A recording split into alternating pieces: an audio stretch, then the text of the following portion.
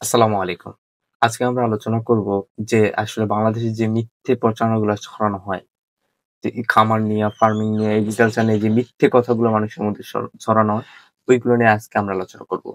এরকম অনেক ভিডিও দেখবেন টাইটেল লেখা থাকে বা ভিডিওর মধ্যে বলে ওই মানুষগুলা যে আমি ৫ টা গরু দিয়ে স্টার্ট করছি, ১ বছর পরে আমি ৫০ টা গরুর মালিক। আমি ৫ টা গরু দিয়ে স্টার্ট করছি, আমি ১ বছর পরে ১৫০ টা গরুর মালিক। ভাই এটা কি মগের মুল্লুকের কথা? আপনার যদি একটু সেন্স থাকে আপনি চিন্তা করেন ভাই ধরেন ৫ টা গরু কিনছেন আপনি। ৫ টার সাথে নয় না হয় আরো ৫ টা বাছুর থাকবো। টোটাল কয়টা হয়? ১০ টা।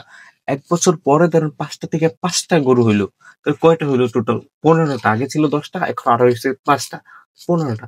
কেমনে ভাই আপনি ৪০ টা, ৫০ টা, ১২০ টা কেমনে মালিক হন?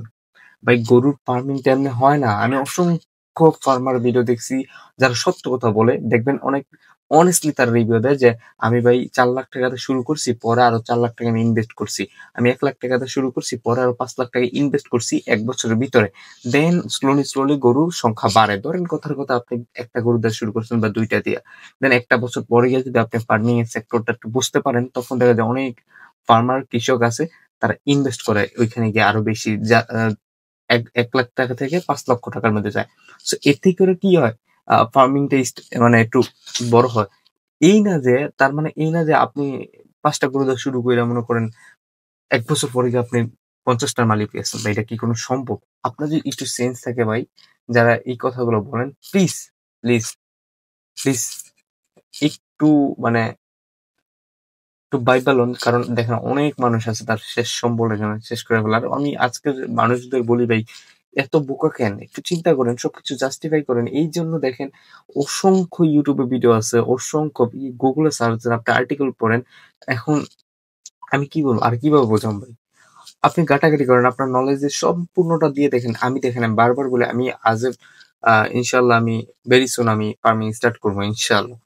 সো সেই জায়গা থেকে আমি এখন সবকিছু রিসার্চ করি যে আসলে কি করা হয়, কিভাবে মিথ্যে প্রচারণাগুলো মানুষের মধ্যে দেওয়া হয়।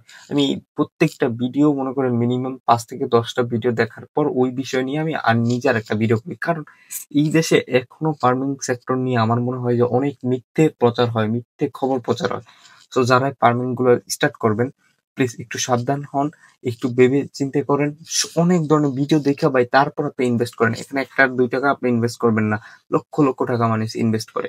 কেন হয় যে ১ বছর পরে মানুষ ফার্মিং সেক্টর বন্ধ করে দেয়? কেন হয়? আসলে আমরা না জেনে করি। এইজন্য আমি বারবার বলি ঘাটাঘাটি করেন। Facebook, YouTube, Instagram জেনেই পারেন। এখন তো সোশ্যাল মিডিয়ার ভাই যুগ। আপনি সার্চ করেন, ঘাটাঘাটি করেন, দেন আপনি ইনভেস্ট করেন ওইখানে। I hope understand. ধন্যবাদ।